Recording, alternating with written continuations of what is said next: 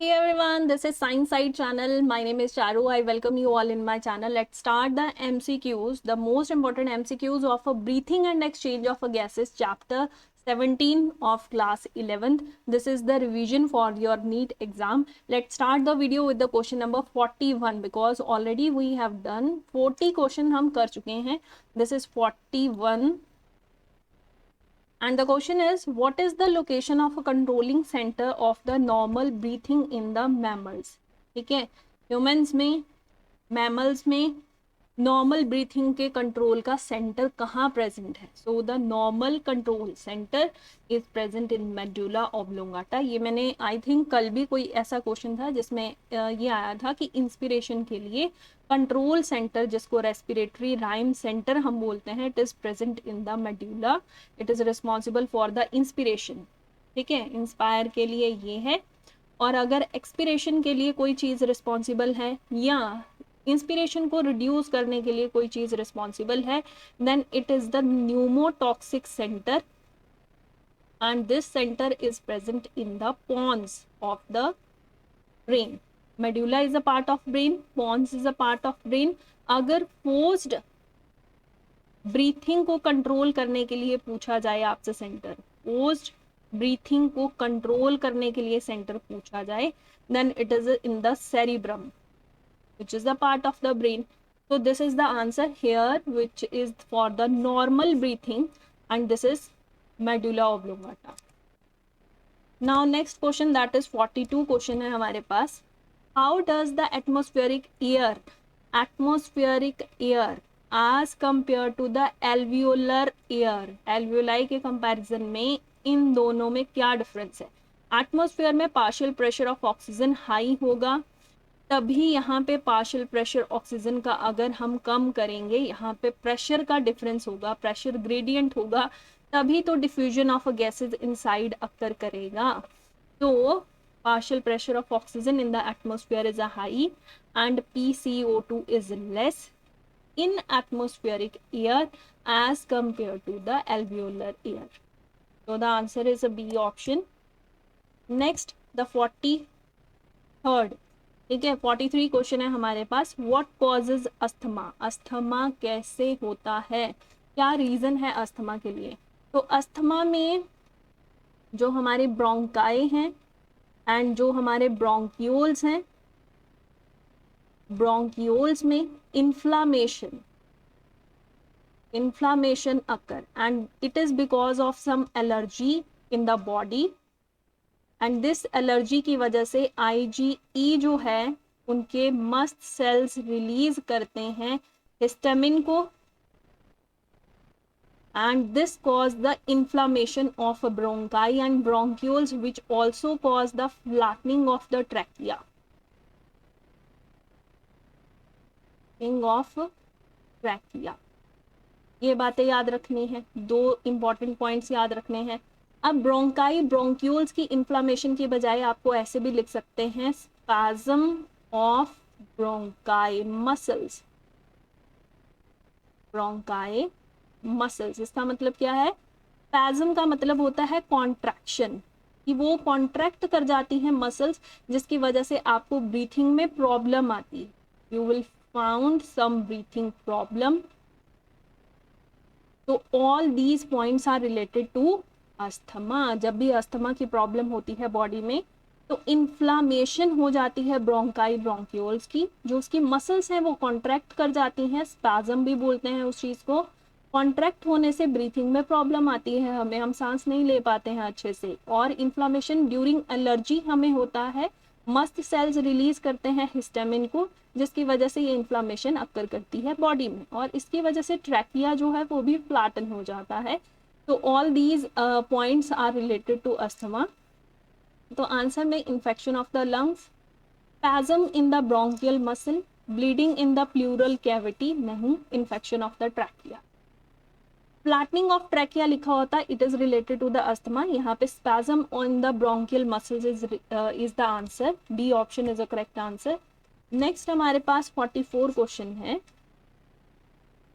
What would happen if the human blood become acidic? अगर human blood की pH जो है वो लो हो जाती है, लो पीएच का मतलब एच पॉजिटिव आयन की जो कंसंट्रेशन है वो बहुत ज़्यादा हाई हो गई है, तो क्या होगा? अगर एच पॉजिटिव आयन की कंसंट्रेशन ज़्यादा हो जाए यानी पीएच एसिडिक हो जाए, oxygen carrying capacity of the haemoglobin decreases. बिल्कुल सही बात, ऑक्सीजन कैरिंग कैपेसिटी इंक्रीज नहीं करेगी, आरबीसी का काउंट इंक्रीज डिक्रीज नहीं, ऑक्सीजन कैरिंग कैपेसिटी, हीमोग्लोबिन की oxygen carrying capacity that is oxy haemoglobin का बनना वो डिक्रीज हो जाएगा। That is option number A is the correct answer. 45th question, 45 question है हमारे पास।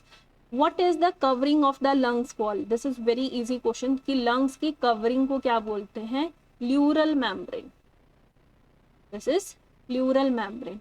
प्लूरल मेम्ब्रेन में भी आउटसाइड ये लंग है हमारे पास, इस लंग में बाहर की तरफ ये जो प्लूरल मेम्ब्रेन है टुवर्ड द थोरेसिक कैविटी, ठीक है, एक ये है और एक अंदर की तरफ है, एक कवर अंदर की तरफ है which is toward the lungs, और उन दोनों के बीच में प्लूरल फ्लूइड फिल्ड होता है। There is a pleural fluid between outer pleural membrane and inner pleural membrane.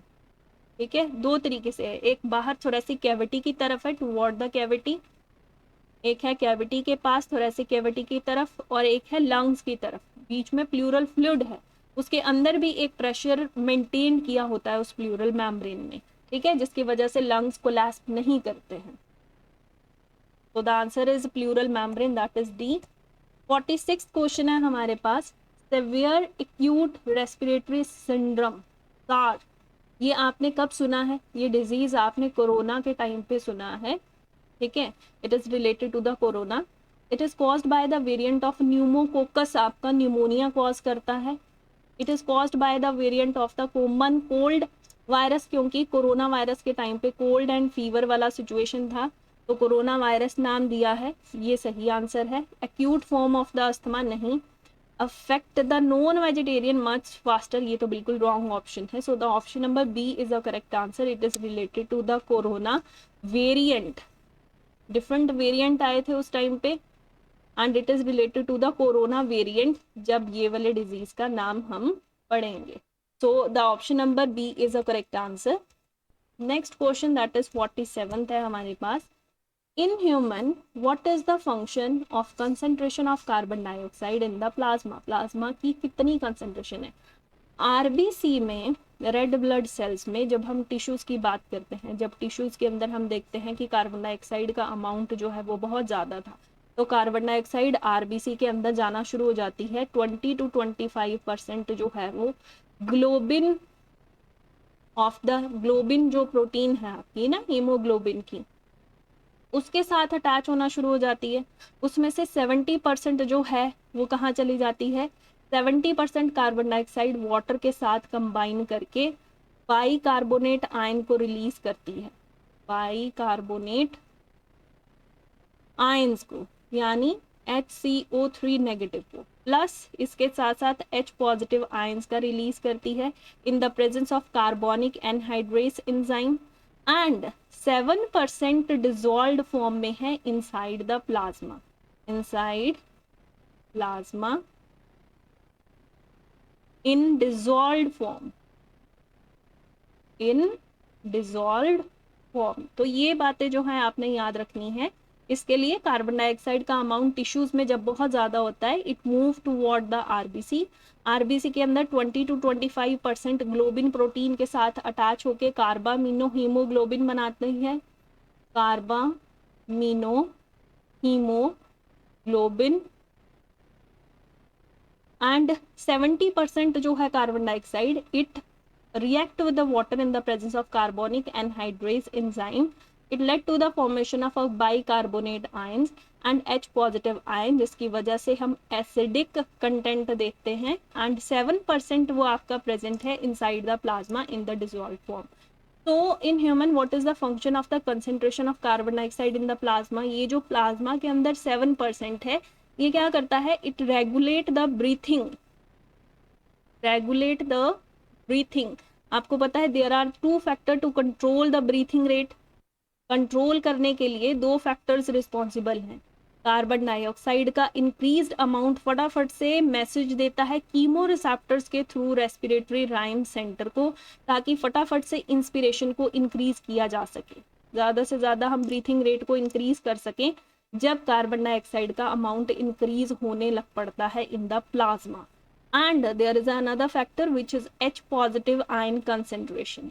तो यहाँ पे आंसर है it cause increase production of the hydrochloric acid, नहीं बिल्कुल गलत. रेगुलेट द गैस्ट्रिक एसिड, बिल्कुल गलत. Regulate the breathing rate by its effect on the medulla, बिल्कुल कंट्रोल कर रहा है ये ब्रीथिंग के रेट को, ठीक है. Causes inflammation of the tissue of the bronchial tubes, नहीं बिल्कुल. तो option number C is the correct answer. Next that is 48th question है हमारे पास. Carbon monoxide has a high affinity with the haemoglobin as compare to oxygen how many time. Oxygen के साथ haemoglobin combine करता है, oxy haemoglobin बनता है, लेकिन कार्बन मोनोऑक्साइड हीमोग्लोबिन के साथ कंबाइन करती है, कार्बोक्सी हीमोग्लोबिन बनता है, ठीक है, ऐसे बनता है. अब इसकी कैपेबिलिटी जो है वो ज़्यादा, अफिनिटी जो है वो ज़्यादा है. कितनी ज़्यादा है, नंबर्स की फॉर्म में है. एक छोटा सा ट्रिक है जिससे याद रहो, ऑक्सीजन का फॉर्मूला ये होता है ना, बस इसी नंबर से 2, और कितनी बार ऑक्सीजन है, 2 बार, 200 टाइम्स, क्योंकि नंबर्स में कई क्वेश्चंस याद करना मुश्किल है. So this is the simple trick कि आप इसी से देख सकते हो कि कितना होगा, ठीक है. तो यहाँ पे 200 times is the correct answer, that is option number C. Next question that is 49th question is how much carbon dioxide can oxy hemoglobin transport. कितना कार्बन डाइऑक्साइड जो है ऑक्सी हीमोग्लोबिन ट्रांसपोर्ट कर पाएगा, ठीक है, पर 100 ml ऑफ द ब्लड. मतलब 100 ml of blood है हमारे पास, ठीक है, वो भी कैसा ब्लड है जिसमें ऑक्सी हीमोग्लोबिन है, हीमोग्लोबिन प्रेजेंट है. अब ये कितना कार्बन डाइऑक्साइड जो है वो ट्रांसपोर्ट कर पाएगा. सो the correct answer is 3 ml of carbon dioxide, ठीक है. इसके अलावा और भी बातें मैं यहाँ पे क्लियर कर दूँ, आपको कंफ्यूज नहीं होना है.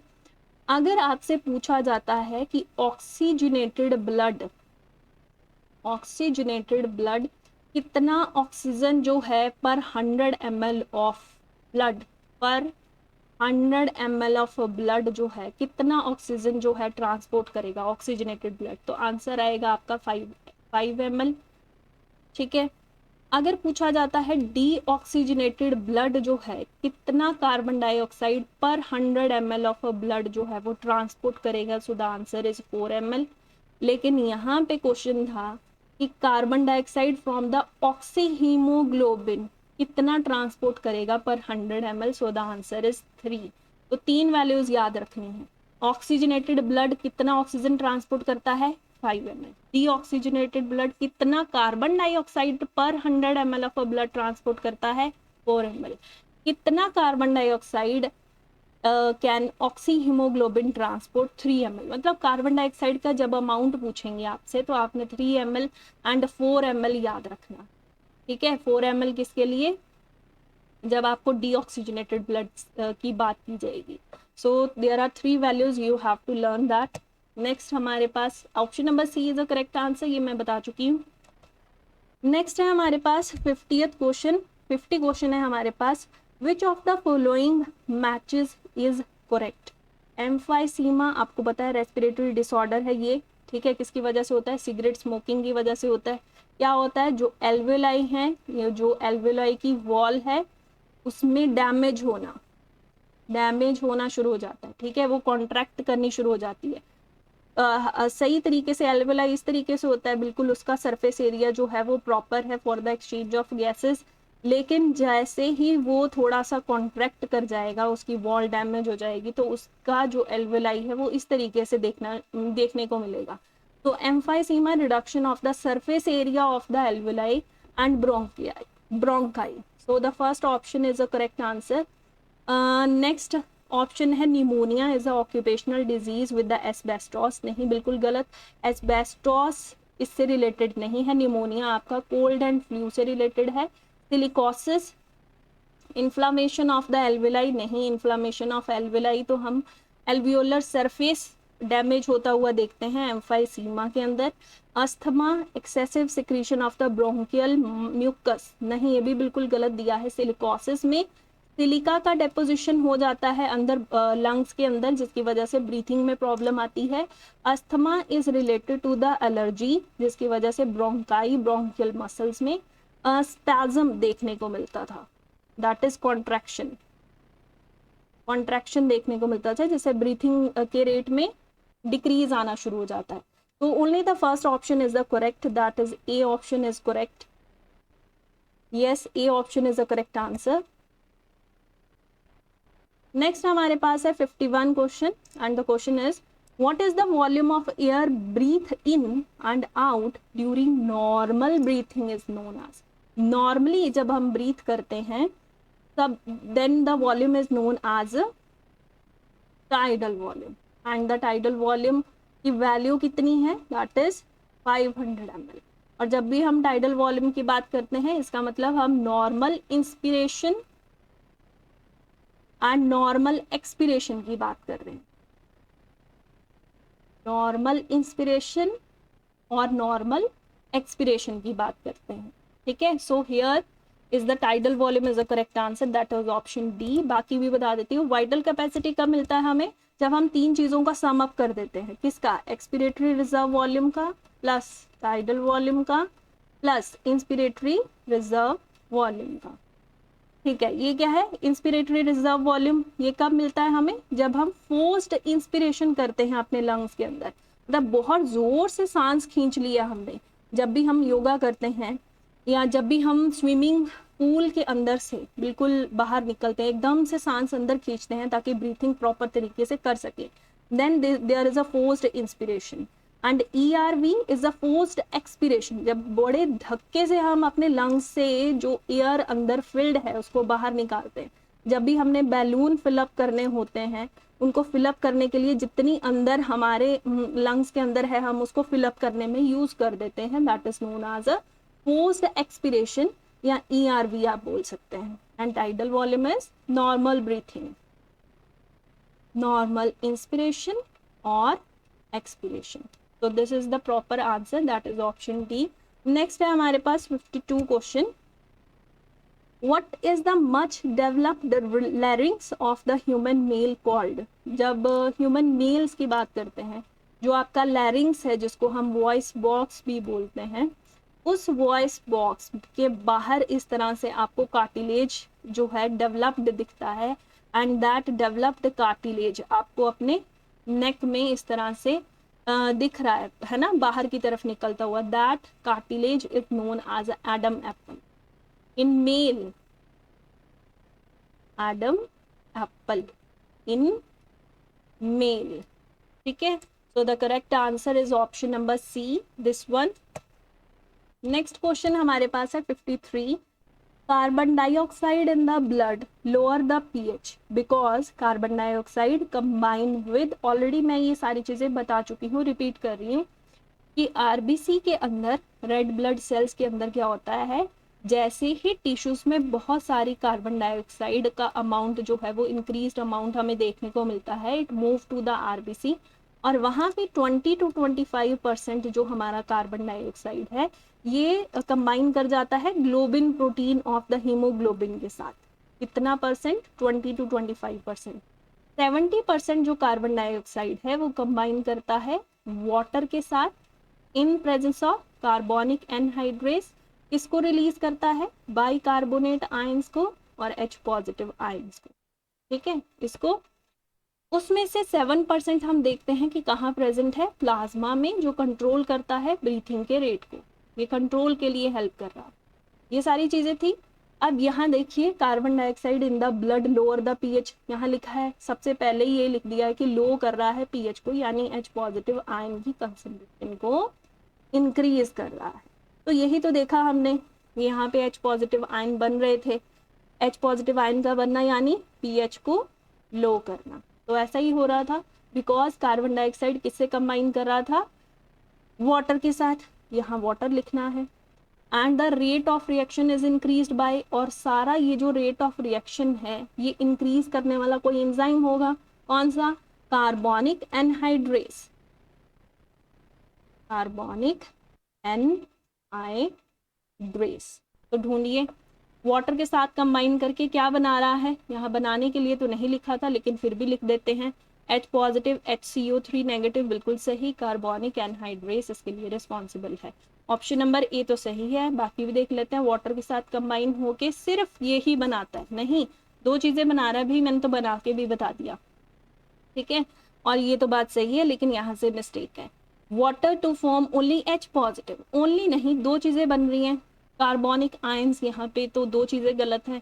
H positive ion to form this and oxy haemoglobin, ये भी बात यहाँ पे गलत है। Only option number A is the correct. So the option number A is the correct answer. 54th question है हमारे पास। Approximately 70% of carbon dioxide absorb by the blood will be transported to the lungs. अभी बताया कि carbon dioxide किससे combine कर रहा है, वाटर के साथ। क्या बना रहा है, बाइकार्बोनेट आयंस। इस फॉर्म में लिख सकते हैं आप इसको, इस फॉर्म में। और साथ में H पॉजिटिव आयंस का रिलीज करके pH को लो कर रहा है। ये दो बातें याद रखनी है, ठीक है। अब देखिए प्रॉपर आंसर कहाँ है। Bicarbonate ion in the form of dissolved gas, dissolved gas की फॉर्म में तो वो बच्चे प्लाज्मा में प्रेजेंट है और वो अमाउंट है 7%, 70% नहीं। बाय बाइंडिंग टू आरबीसी, नहीं आरबीसी के साथ बाइंड, प्रॉपर परसेंटेज याद रखनी है, कितना कितना परसेंटेज में क्या क्या अमाउंट बन रहा है। एंड कार्बामीनो हीमोग्लोबिन, यस बन रहा है लेकिन 20 to 25% बन रहा है वो सिर्फ।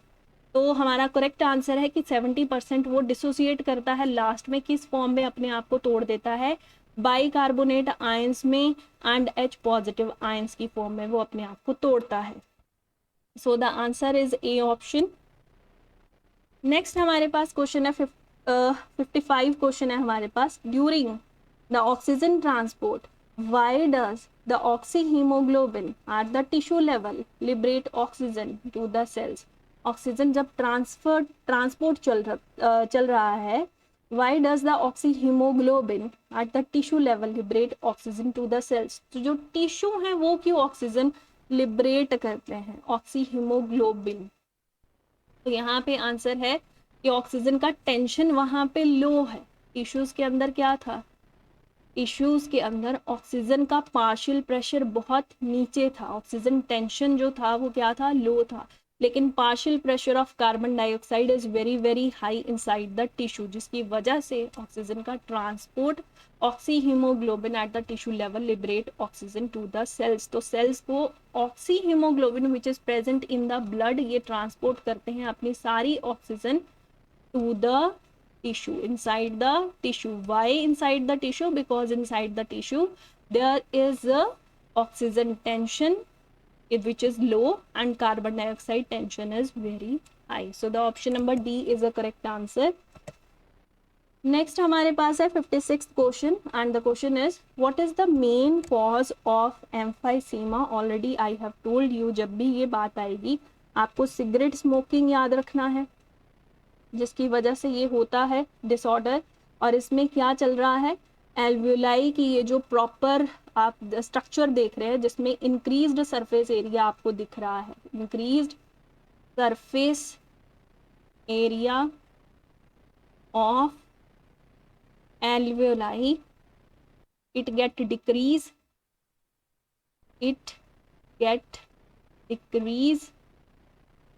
एंड द एल्वियोलाई, ये जो वॉल है ये इस तरह से क्या हो जाती है, surface area it get decrease, alveolar wall gate damage, ये डैमेज हो जाती है, सरफेस एरिया जो है वो क्या हो जाता है, डिक्रीज कर जाता है। ये बातें याद रखनी है। तो cigarette smoking is the main cause, ये याद रखना है, ये बातें याद रख